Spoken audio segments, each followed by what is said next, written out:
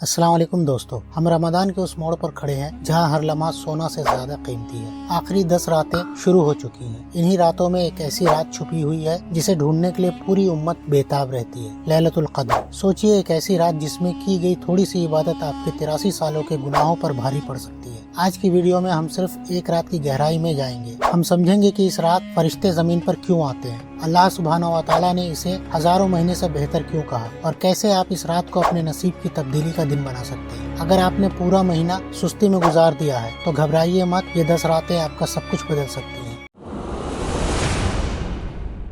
اللہ سبحانہ و تعالیٰ قرآن میں فرماتا ہے، لیلۃ القدر خیر من الف شہر، قدر کی رات 1000 مہینوں سے بہتر ہے۔ 1000 مہینے کوئی چھوٹا وقت نہیں ہوتا، یہ ایک پوری انسانی زندگی ہوتی ہے۔ آج کی رات ایک شارٹ کٹ ہے ان لوگوں کے لیے جو تھک گئے ہیں، جو گناہگار ہیں اور جو چاہتے ہیں کہ ان کا رب انہیں معافی کا ایک بڑا سرٹیفکیٹ دے دے۔ ایک مثال لیجئے، ایک قرض دار شخص ہے جس پر کروڑوں کا قرض ہے۔ اسے موقع ملتا ہے کہ وہ صرف ایک رات کام کرے اور اس کا سارا قرض معاف ہو جائے۔ کیا وہ سوئے گا؟ ہرگز نہیں۔ ہم سب گناہوں کے قرض دار ہیں، اور لیلۃ القدر ہمارا وہ گرینڈ سیل ہے جہاں معافی مفت میں بانٹی جا رہی ہے۔ فرشتوں کا نزول اس رات اس لیے ہوتا ہے تاکہ وہ ہماری دعاؤں پر آمین کہہ سکیں۔ اس رات کی خاموشی میں ایک ایسی ٹھنڈک ہوتی ہے جو روح محسوس کر سکتی ہے۔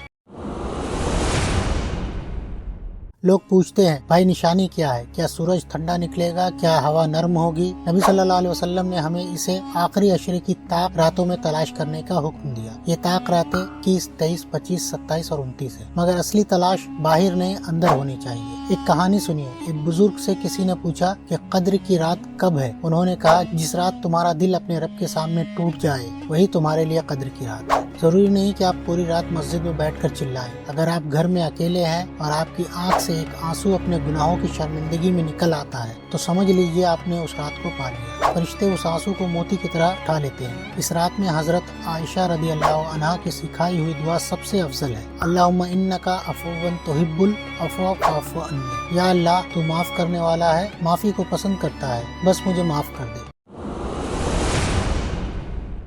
اس رات کو ضائع ہونے سے کیسے بچائیں؟ دنیا سے کنارہ، ان راتوں میں سوشل میڈیا اور فالتو گفتگو کو بند کر دیں۔ دعا کی لسٹ پہلے سے طے کریں کہ آپ کو کیا مانگنا ہے، آپ اپنے لیے، اپنے گھر والوں کے لیے اور پوری امت کے لیے۔ سچی تڑپ، اللہ سبحانہ و تعالیٰ کو آپ کے لمبے رکوع اور سجود سے زیادہ آپ کی نیت کی سچائی چاہیے۔ ایک ریئل لائف ایگزامپل، ایک شخص تھا جو بہت برا تھا۔ اس نے 27ویں رات کو صرف ایک بار دل سے معافی مانگی اور اس کا راستہ بدل گیا۔ وہ شخص کہتا ہے، مجھے نشانیاں نہیں پتا تھی، مجھے صرف اتنا پتا تھا کہ میرا رب مجھے دیکھ رہا ہے۔